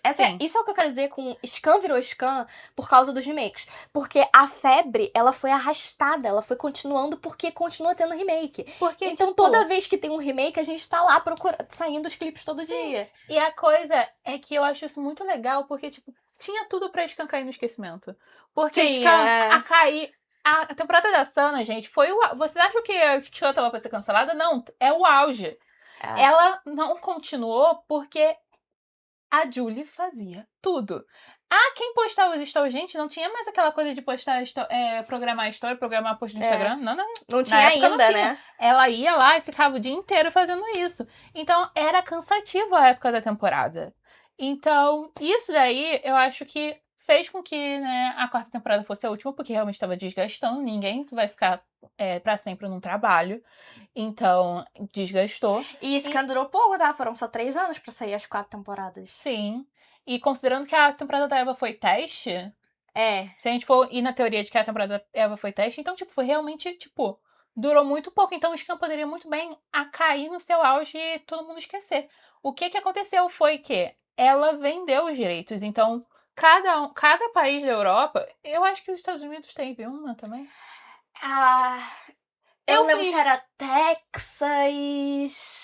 Deixa eu ver. Eu vou checar aqui. Pode falar. Enfim. Então, o fato dela ter passado a coisa, tipo, a ideia pros outros países, foi muito bem. Austin. O Austin. Não deu muito certo. A Austrália também, né? Se eu não me engano. Enfim, de qualquer forma, os países eles fizeram os seus e isso se tornou uma grande coisa. E acabou que Skam agora é um grande fenômeno. Você talvez não veja Skam da mesma quantidade que via na época de 2015. Talvez você não veja a versão, por exemplo, da Eleonora, que é a Skam Espanha, que era a versão da Nora. Você talvez não veja tanto quanto. Mas, mesmo assim, tipo, tem o seu impacto. Eu gosto de comparar aqui Skam, é como se fosse Malhação. A Malhação do Brasil, se tivesse sido vendida no seu auge para os outros países. Ou melhor, a gente nem precisa ir muito no Malhação. Rebelde. Rebelde é a coisa, tipo, Rebelde começou na Argentina, depois foi pra Índia, Brasil, foi pro Brasil, foi pro México, tipo, eram os mesmos personagens, só que eram adaptados pro contexto, e isso era muito interessante. Então, não foi feito tanto quanto. Não foi feito da forma como o Skam foi feito, mas é uma comparação interessante. Eu acho que Malhação funciona melhor do que Rebelde. Porque Rebelde entra na questão do choque. Se a gente já falar das temporadas, aí eu tenho opiniões muito fortes. Porque é o seguinte: quando eu falo que cada, tipo, série meio que fez a sua própria versão, tipo, tem isso. Então, tipo, a França tem a cena icônica deles transando com a tinta, que é meio nojento, mas é bonito. Elas têm diferenças em direção. Com certeza. Por exemplo, eu acho que a versão da França, ela tem uma direção mais artística do que documentária, como a da Noruega. O que faz sentido com o contexto da França. O que faz sentido com o contexto da França. Cada versão se compromete a dirigir e mudar a tonalidade. No Brasil seria da Globo. Desculpa. SBT. Seria legal. Eu acho que tá bom não tendo Skam aqui no Brasil, não. Eu acho que o que acontece que é interessante é que você tem 2 temporadas que são as temporadas mais amadas, que é a segunda e a terceira, que é a da Nora e a do Isaac. E eu acho que elas são as únicas temporadas que batem com a original. No caso, assim, a gente tem algumas tentativas de exploração que são interessantes. Por exemplo, a Espanha tem a versão do Isaac, que é sáfica. Então são 2 mulheres. É a Espanha? É a Espanha. Eu achava que era francesa. Não, é a Espanha. A francesa tem o Lucas e o Elliot, que é a versão gay. É a Espanha que tem as 2 meninas, que uma delas tem cabelo roxo, um negócio assim. Então, é a Itália que tem a versão chata. Desculpa. É a Itália que tem a versão... A terceira temporada da Itália é uma das mais chatas. Você tem a versão da Alemanha, que é o Druck, que tem um personagem trans, ao invés de 2 personagens cis gays. Então você tem tentativas de mudar a história para o seu contexto, né? Tipo, para o seu índice de existência É porque na você vê juventude. que os adolescentes estão passando na sua época, Isso. da determinada Você tem época. tentativas. Mas eu acho que as únicas que conseguem não só ser originais, como também refletir o que você tem no original, é Bélgica, pra mim, número 1. Bélgica, ela fez o melhor trabalho. Bélgica tá no topo de todos os remakes e eu diria que até tem uma certa rivalidade com o original de tão boa que ela é. Ela é muito boa. Que é o Tanto WT... que teve temporadas originais, né? Ela teve temporada... Ela também é uma das que melhor fez as temporadas originais. Sim. Eu acho que tem algumas poucas tentativas de temporadas originais. Eu acho que a Bélgica foi a que fez o melhor trabalho. Sim. Mas as 4 originais, a segunda e a terceira da Bélgica, são espetaculares. Eu acho que a Zoe e o Senne, que são as versões da Nora e do William. O Senne é o melhor William. É um dos únicos Wills que prestam. Ele é. Ele é um dos únicos Wills... Não que seja difícil ser o melhor William, mas... Mas ele toma atitude, é isso que eu gosto dele. Eu gosto disso. Ele nem sempre tá certo, mas ele toma atitude. Tipo, ele fala Pelo com menos ela... ele faz alguma coisa, que pro personagem do Will, é alguma coisa. Ele faz coisa e, tipo, eu acho que... O que eu amo e eu acho que fez todo mundo amar a Bélgica é que a história dela continua na terceira temporada de uma forma mais presente do que no original. Você realmente vê o plot dela continuando, ela decidindo se ela vai na polícia. E um dos motivos pelo qual eles brigam na terceira temporada é porque o Will quer que ela, tipo, denuncie o irmão dele. Ele fica, tipo, você tem que ir lá denunciar. E ela tá com aquele conflito interno, de, tipo assim, eu não quero passar por isso, não quero ter que ir lá e reviver. Só que ele tá, tipo, pressionando ela porque ele acha que é uma responsabilidade e que ela merece esse negócio. Entende? Então, o Will, ele tem o personagem foi feito de uma forma diferente. De uma forma diferente. Manteve a coisa dele ser chato, mas ele pelo menos toma atitude. Então você não fica com aquela raiva. O que eu gosto dele também, e aí a gente entra na terceira temporada, tipo, a Zoe é maravilhosa. Sim, a Zoe é perfeita. Ela é uma das melhores versões da Nora. Eu acho que não tem nenhuma versão da Nora que seja extremamente chata. Talvez a da Alemanha, mais ou menos. A Mia. Mas, assim, ela é meio sem sal.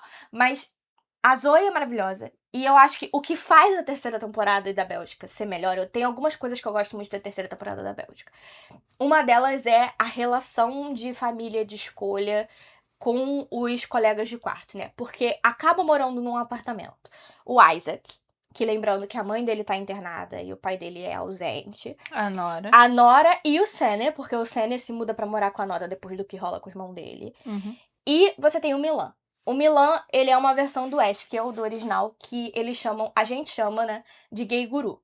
Que é, tipo, o gay mais velho que tá na faculdade, que meio que guia o Isaac. Só que no original ele não faz muita coisa.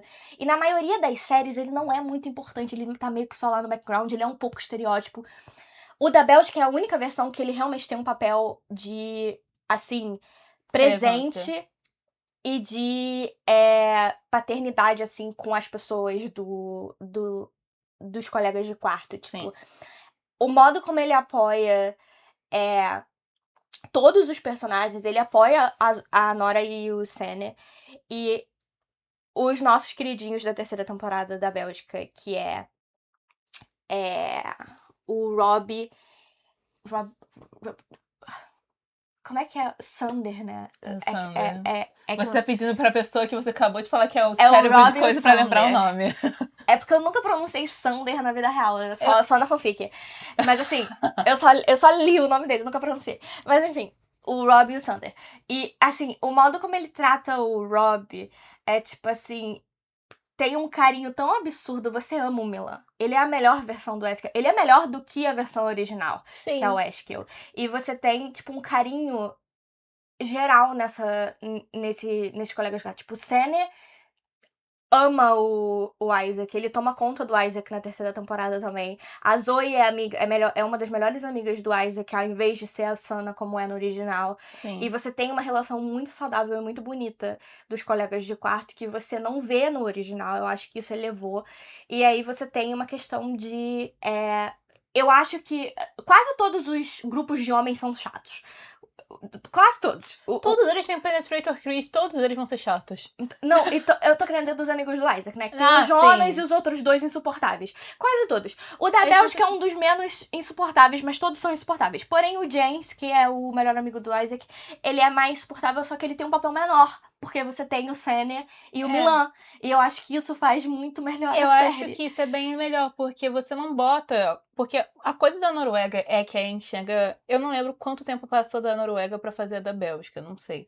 A da Bélgica foi em 2019. Eu acho que tem essa questão, porque eu acho que chegou numa época em que todo mundo ficava tipo, cara, mas a comunidade tem que se unir. E na época da Noruega era tipo muito você encontrar uma pessoa gay no meio de um bando de hétero, você ficar. Atualmente você olha e fica, meu Deus, coitada dessa pessoa. Pelo menos comigo, a minha bolha é muito difícil ter um. Amiga, Mas. todos os meus amigos. Então? Todos meus amigos são LGBT. Ah, tá. Eu achei que eram todos héteros, eu fiquei meio chocada. Me fala um amigo nosso hétero. A Letícia, em teoria. Corta isso, porque aí ela vai começar a reclamar. Em teoria. Ela Em teoria.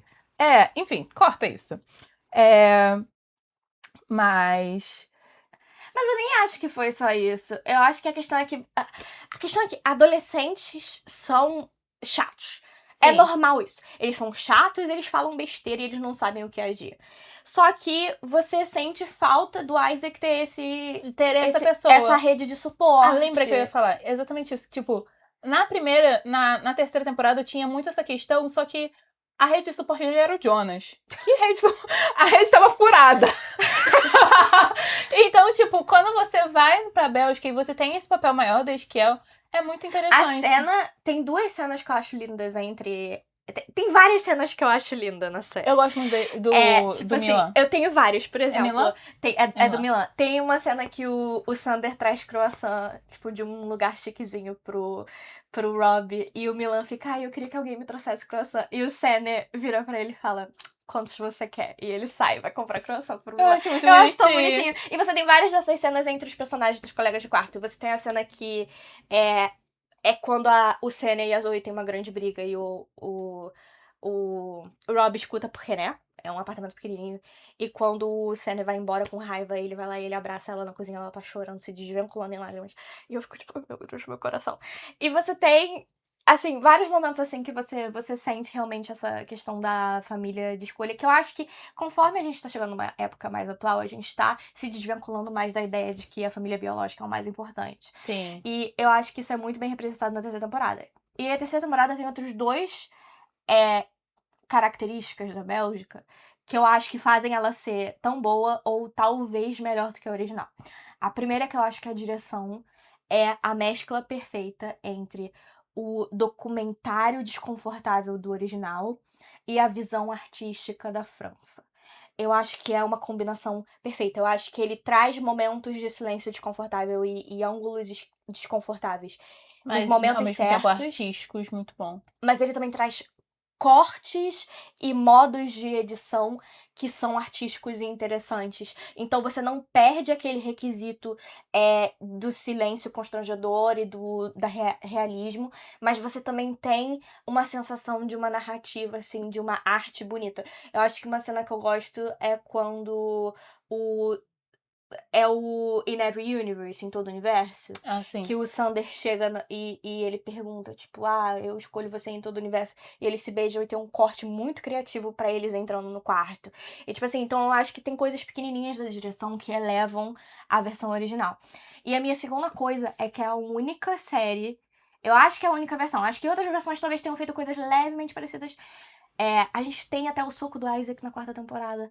Mas ele lida com gay bashing. Que é... Os meninos são agredidos porque eles são vistos se beijando na rua. Sim. E lidar com um assunto desse podia ter sido muito feio. Podia ter dado muito errado. Porque é preciso ser feito com muito tato uma cena dessa. E a cena é, assim, o seu estômago cai. Você fica muito chocado. Porque você não espera que vai acontecer, porque no remake não acontece. Porque em Scan não acontece esse tipo de coisa. Porque você chega... Só que aí você entra no contexto da Bélgica. Sim. E você tem muito gay bashing, que é assalto a homossexuais na Bélgica. Uhum. E eles contam esse contexto. E você... Cara, tem um momento que você descobre que o Sander já passou por isso e que o pai dele é policial e que eles falaram que nunca ia ser resolvido, sei lá o quê. E ele fala pro Rob, não adianta a gente ir na polícia porque ninguém vai resolver. Ninguém vai acreditar na gente, ninguém vai lutar pela gente. E, tipo assim, você sente a seriedade da situação. Eu acho que foi Sim. lidado com uma forma muito bonita. A minha cena favorita da série inteira, tipo, da temporada inteira, é quando o Rob, ele, tipo, tá no banheiro, ele tá todo quebrado. A Zoe chega e ele fala, tipo, foi uns meninos mais velhos que me pegaram fora da escola e tal. Ele dá uma historinha qualquer. E ela, tipo, ela tenta tirar a história dele, mas ele não fala. Aí ela só, tipo, pega um band-aid, coloca na testa dele e tal. E aí o Senna também entra depois no quarto. Tipo, todos os colegas do quarto tentam tirar a história dele. O Senna entra no quarto dele e fica, tipo... você quer que eu procure eles? Tipo, eu tenho... Porque o Senna é um pouquinho mais velho. Você quer que eu procure esses meninos? Eu vou falar com os pais deles, ou com a escola, sei lá o quê. E o Rob tá tipo, não precisa, sei lá o quê. E a única pessoa que ele conta o que aconteceu foi o Milan antes de ir pra escola. Logo antes de ir pra escola, ele tá com a mochila, a porta tá aberta, e o Milan tá tipo, cara, você tá todo quebrado. E ele vira, eu tava na rua com o Sander. E o Milan, a cara do Milan, quando ele percebe o que aconteceu... E ele abraça o Rob, e você fica em silêncio, só vendo eles abraçados. E aí o Rob vai embora e a câmera fica por, tipo, um minutinho no Milan. E o Milan tá, tipo, passando a mão no rosto, tipo, chorando, assim.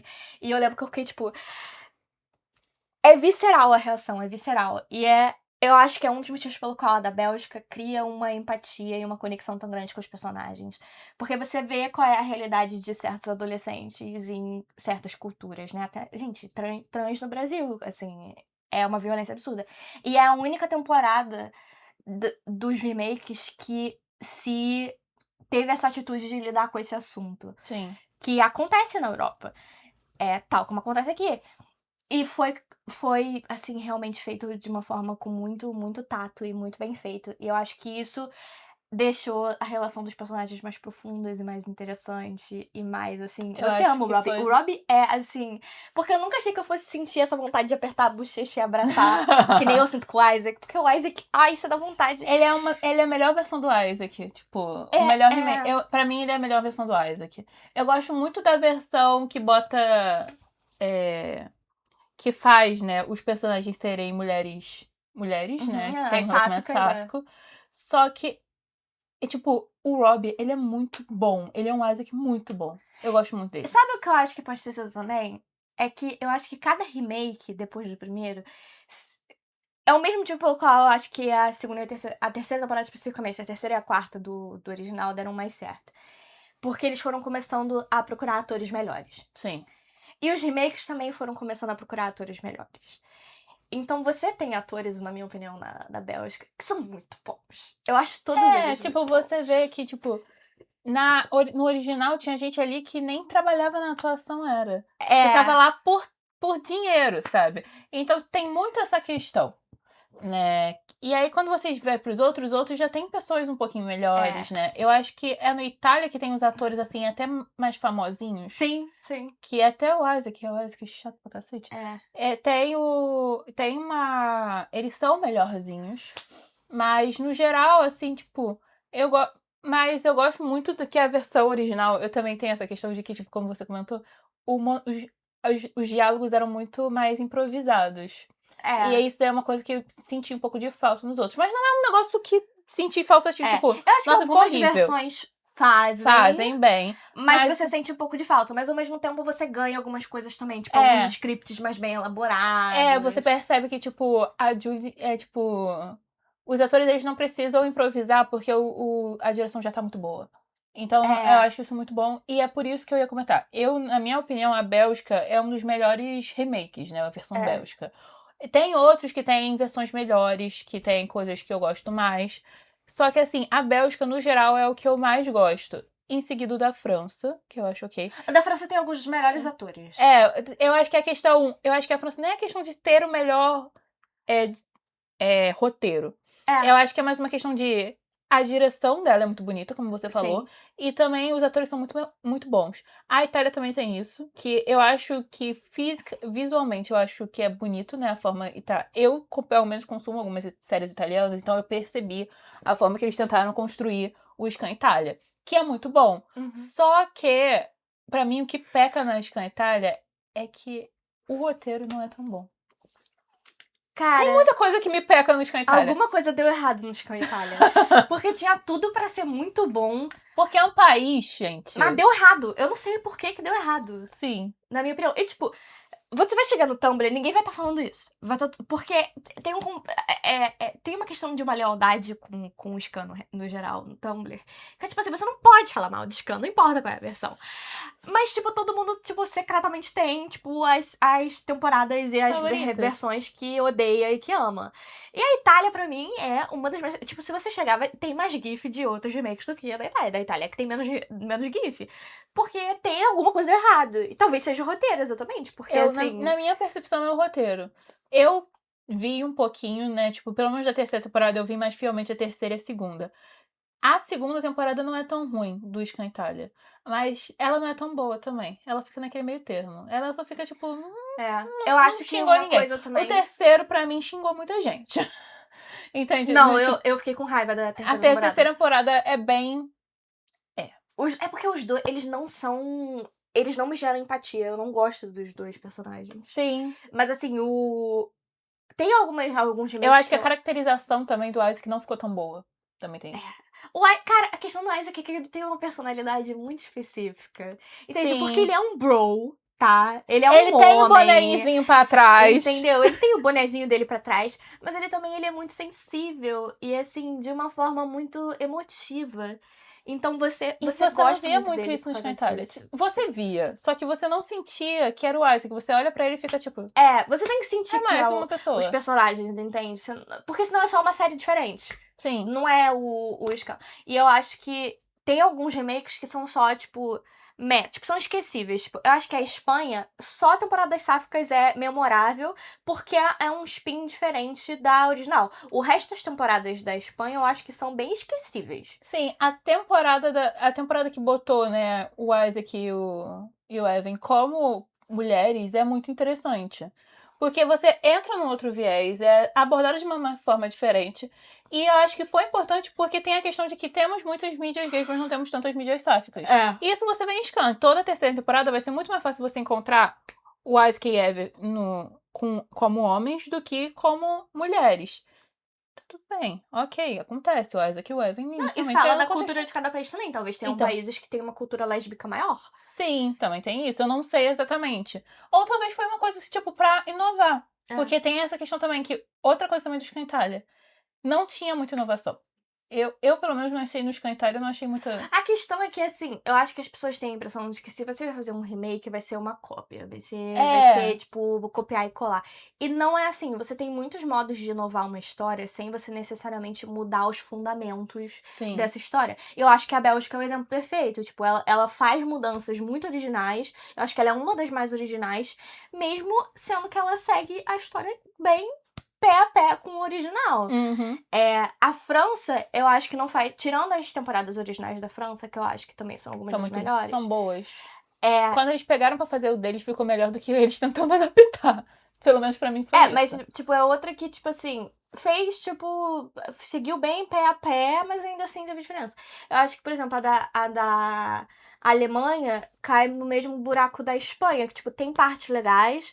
Tem coisas que eles tentaram inovar, tipo, eles trouxeram um personagem trans e tal, mas também é esquecível, tipo, eu não me lembro da primeira e da segunda temporada da Alemanha. Sim. Por exemplo, e eu assisti a Alemanha inteira, eu assisti quase todas essas versões e, assim, é esquecível. Então, acho que tem muitos modos de você fazer, mas Scan em si, ele não é só uma série, ele é realmente, tipo, um movimento cultural e um objeto de soft power. E... Acabou virando. E ele gerou uma febre que eu acho que ninguém esperava e que todo mundo ama. E assim, e não acabou, ainda tá rolando, tá lá no Trending Topics todo dia da Croácia. Sim. Eu não assisti ainda. É esquisito, porque, tipo, muita gente, talvez, provavelmente, não sei se muita gente vai viver isso, né? Mas assim, tipo, se alguém for acabar vendo isso daqui, todo mundo vai pensar, tipo, tá, Scan deve ter acabado. Pelo menos na minha... Toda vez que eu vejo um vídeo de Scan, todo mundo fala, nossa, você lembra daquele fenômeno do original? Mas as pessoas não têm noção de que, pelo menos na Europa, Scan ainda tá continuando. Rolando. Como eu falei, é uma malhação que foi é como se a Malhação tivesse ido pro resto da América Latina. É porque na Europa e nos nossos nichos, tipo, profundezas do Tumblr, ainda tá... A gente tá aqui ainda. A gente tá viva. Os remakes estão rolando e estão fazendo dinheiro, estão fazendo sucesso e tal. Porque, gente, a da Bélgica tem 8 temporadas. Sim. Tipo, como assim?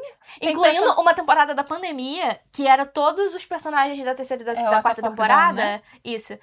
Da terceira e da quarta temporada fazendo FaceTime. Tem 33 clipes.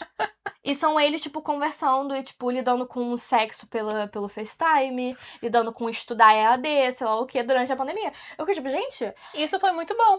Porque foi muito interessante. Isso manteve os adolescentes entretidos num negócio nacional. Isso daí, tipo... Ai, nossa, foi muito bom quando saiu. Muito interessante. Quando o primeiro saiu, todo mundo ficou pasmo, porque eu não acho que eles anunciaram. E se eles anunciaram, foi muito no download, tipo, ninguém sabia. Então, quando saiu o primeiro episódio, todo mundo ficou, tipo... What? Nossa, foi muito bom, muito bom. Eu acho que Escândalo Geral é, tipo assim... Eu acho que foi muito importante pra toda uma geração de pessoas. Ela marcou um momento do nosso crescimento da internet, que eu acho que é muito subestimado o poder. Sim, atualmente eu acho que as pessoas, né... A geração mais atual... Não falo, tipo, de adolescentes, das pessoas que vão virar adolescentes. Talvez, tipo, se elas forem pegarem pra ver Scan, elas não vão gostar. Pelo menos o norueguês, né? Tipo, eu tô falando, tipo, do norueguês. Uhum. Os que são mais atuais, por exemplo, o What the Fuck Down e tudo mais, eu acho que já começa a mostrar que Scan realmente, tipo, é uma série digital feita pra adolescentes muito boa. E que tem como você ir incluindo as coisas. Eu tenho certeza que daqui a algum tempo vai ter TikTok ao invés de Instagram. Eu tenho certeza. Mas eu acho que ela é um produto perfeito da sua época. Cada versão, ela reflete os desafios dos adolescentes e de uma juventude daquele contexto cultural, daquele momento. Sim. Então, eu acho que é por isso que ela é importante. Então, se você assiste... Eu acho que o que vai acontecer muito com o Scan é que, tipo, uma pessoa que vai virar adolescente ou é jovem agora, eu, por exemplo, sugeriria assistir a Bélgica ou a Croácia. Sim. E eu falaria, se você quer, tipo, aprender sobre outros países e contextos culturais diferentes do século XXI, talvez assista as outras versões. Vai virar mais como uma representação histórica dessa realidade. Apesar de ter muitas coisas que são transmitíveis ainda pra hoje. Tipo, eu acho que tanto a história da Nora quanto a história do Isaac, quanto a história da Sana... Principalmente a Sana. Ainda, eu acho que a da você ainda Sana tem hoje. é a única temporada que você não consegue ver que datou. Porque, porque, tipo, as questões do Isaac e da Nora são extremamente importantes. Eu acho que o Evan... Mas elas já foram elaboradas. O Evan é menos datado do que o Isaac. A questão do mental e do bipolar. Sim, até porque entra uma questão. Em todas as temporadas, não é sempre que a questão bipolar fica muito bem representada. Essa é uma questão, tipo, eu gosto muito de como é tratado e construído a questão do bipolar, né, como se insere e tal. Mas o Evan, eu acho que era um personagem que merecia uma outra temporada. Mas essa é a questão da Mas Julie. aí entra a questão Ela disse que não... Então, mas a questão do Evan é que a gente vê a bipolaridade dele afetando do ponto de vista de um outsider, de uma pessoa de fora. Sim. Você tá vendo como a bipolaridade dele aparece e afeta a vida das pessoas em volta dele. E não do ponto de vista dele. E você quer o ponto de vista dele. Porque a versão é tão bem feito como a bipolaridade dele aparece na terceira temporada, que você quer muito a temporada dele. Só que aí foi cancelado. E a gente ficou tipo, tá, talvez outra versão faça a versão dele. E aí a Julie chegou lá e ela deu ok pra todo mundo fazer o que quiser.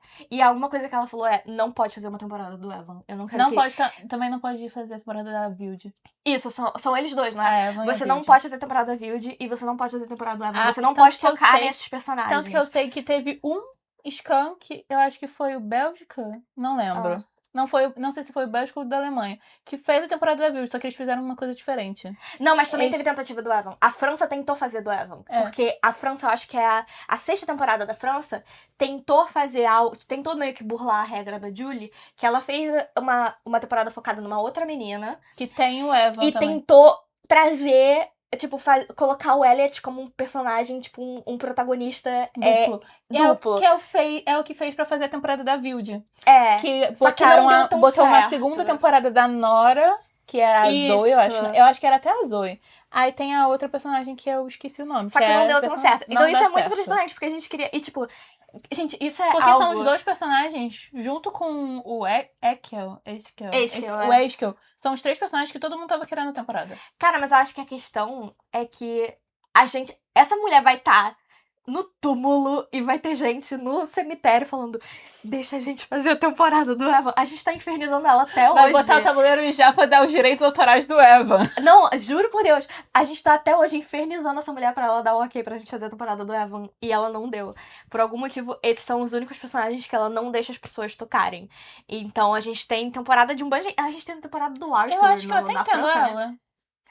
Eu entendo, porque eu acho que eu também, tipo, é o meu trabalho. Eu queria fazer o Evan e a Vilde, mas eu não pude fazer o Evan e a Vilde porque é muito difícil fazer. Então eu vou ser mesquinha e fazer todo mundo sofrer de não ter a temporada do Evan e da Vilde. Eu vi muito do ponto de vista também que ele é um personagem meio sagrado, sabe? Ele é um personagem muito querido e muito importante pra ela e pros fãs. Ela não quer... Tem chance. Não, tem muita chance de dar ruim. Tem muita chance de dar ruim. É um personagem difícil de você fazer. E eu acho que também tem essa questão do tipo assim, eu não quero que ninguém toque porque eu não quero que estraguem o personagem. Entende? Ele... Porque ela não fez. Então as pessoas não vão ter o blueprint, né? Pra seguir. Então eles vão fazer o que eles querem. É o que acontece com a Vilde também. Não, é o que acontece com porque os outra Vilde também é uma personagem que eu gosto muito. Que você começa não gostando dela e tu começa a gostar dela aos poucos, porque ela é o contraponto da Nora. Porque a Nora era, tipo... Tem toda essa aura, assim, de empoderada. A Vilde, ela é, tipo... Ela já é insegura, só que ela não é insegura do tipo da Eva. A Vilde é, tipo, o oposto, porque ela tenta ser igual a Nora. Ela tenta ser empoderada, só que ela não consegue, ela quer amar. E eu acho essa coisa da Vilde muito bonitinha. Ela também tem todas as questões familiares. É porque ela não entende que o empoderamento da Nora não vem do fato que ela não tem um homem. Exato. Vem do fato de que a Nora não tem medo de deixar claro que a sua opinião dela não importa. Sim. E que ela é quem ela é, independentemente de com quem ela tá. Então ela tá namorando o Will, não muda quem a Nora o empoderamento dela. E a Vilde acha que o empoderamento da Nora vem do fato que ela não liga pra homens e que ela é feminista. E aí ela tenta. E ela tenta imitar isso. E ela não dá consegue, certo. Porque isso não... Você não vai conseguir deixar de gostar de um homem só porque você é feminista. Não, e o seu empoderamento vem de dentro de você, vem do que você... Exatamente. Do que você sente, como você se vê como forte. E eu gostaria muito de uma temporada da Vilde. A gente quer uma temporada de todo mundo. Eu quero temporada do Jonas. Acabou. Não, do Jonas tá pedindo demais. Eu não quero temporada do Jonas, não. Mas eu queria muito a temporada do Evan. Podia ser a 10ª temporada, porque aí seria a primeira da primeira 10ª. Aí ia ficar igual a Evan e o Jonas fazendo as temporadas chatas. A gente tá aqui montando diagramas. E se a gente fazer assim, fazer um gráfico? Mas eu acho que, assim... No geral, esse episódio era muito importante pra gente fazer, por isso que é um dos primeiros. Porque Skam foi um momento cultural que impactou muito uma juventude. Sim. E pra gente. Acho que pra todos os nerdzinhos dos cantos da internet. Talvez não seja, tipo, cultural aqui em questão, tipo, Brasil, né? Em questão, assim, no Brasil. Eu acho que a gente tem um fandom maior do que a maior parte da América Latina. Sim, isso porque a gente tem o portal Skam, que é um portal... oficial que foi aprovado pela Julie. Então, assim, a gente tem com certeza um fandom maior do que o Ocidente no geral. Eu digo, tipo, não é tipo uma questão cultural no sentido, tipo, tem o mesmo impacto que, por exemplo, que uma Malhação teria. Exatamente. Não é nisso. Não, até Skins eu acho que teve um impacto maior aqui, provavelmente. Sim, obviamente. Até Euphoria, né? Se a gente for falar, assim, de coisa... mas Euphoria foi um... A gente não vamos botar Euphoria. Ninguém gosta de Euphoria atualmente. Eu acho que o fenômeno da 3ª temporada, com certeza, foi um dos principais marcos. Sim. Eu acho que no Ocidente o Brasil tá entre os países que mais sentiu o impacto do Skam, comparado, por exemplo, com os Estados Unidos. E eu acho que... Eu não sei o que impede das pessoas fazerem Skam no Brasil. Eu sei. A Tiziane quer Globo. muito. Ela quer muito. Eu vou culpar tudo a Globo. Eu acho que a Globo vai estragar Skam. Eu não acho que a Globo vai saber escrever Skam. Eu não sei. Eu acho que precisa... É aí a questão do Skam. Você precisava de um indie. Uma pessoa indie pra fazer Skam. É isso que eu ia falar. Eu acho que eu preferiria que fosse Um projeto um projeto de baixo orçamento indie. ou indie, ou que vem desses diretores que fazem, tipo, séries originais pra Netflix, Prime Video e tal. Que é essa galera que não é bem de novela e que faz mais coisa de série, tá tentando criar uma nova narrativa no Brasil. Eu acho que eles são mais inovadores e poderiam talvez fazer um esquema diferente. Eu acho que seria interessante, talvez, porque a questão é de fazer um Scam Brasil e botar na Netflix teria a questão de ser uma plataforma americana.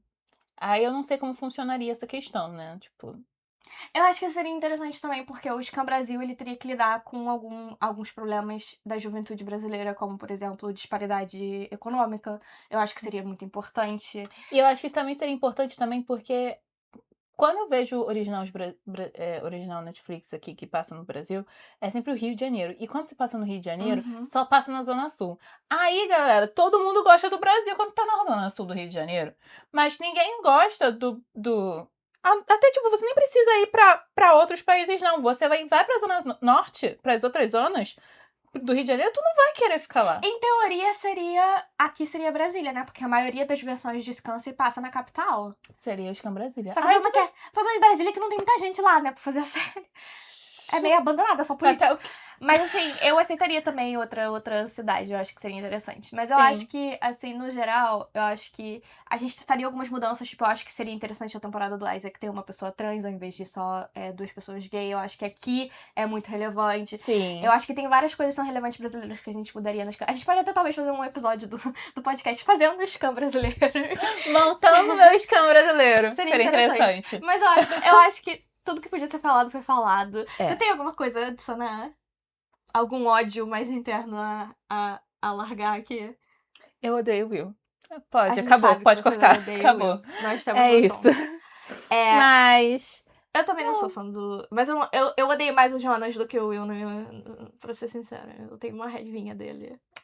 É porque o Jonas não teve a coisa do Will, porque o Will, ele tinha a Nora. O Jonas, cara, coitado, ele tem a Eva. Dá um ponto de coitadinho pra ele também, um ponto de... Ele tem que lidar com a Eva. A única pessoa legal do Jonas, ao redor do Jonas é o Isaac. Não me pega mal, a Eva é realista. É muito adolescente mesmo. Mas é chato de ver. Tipo, chega um momento que você fica, ai, cansei. Tipo, eu até começo a gostar da Eva a partir de um ponto, né? Tipo... Eu também, ela tem um pouquinho de character growth depois. Isso é importante pra Eva, que da mesma forma que apesar da Eva ser uma personagem chata, é pra onde ela começou. E aí, tipo, se não fosse a Eva, não existiria Nora, não existiria Isaac, não existiria Sana, não existiria Bélgica, França e tudo mais. Então tem essa coisa, tipo, eu acho que não teve nenhuma temporada de Skam que pulou a Eva. Acho que não. Não. Eu acho que é isso. Eu sei que a Espanha botou a terceira na segunda. Sim. Teve algumas mudanças, assim, de sequência. Mas eu acho que a Eva teve em todas e sempre foi a primeira. Sim.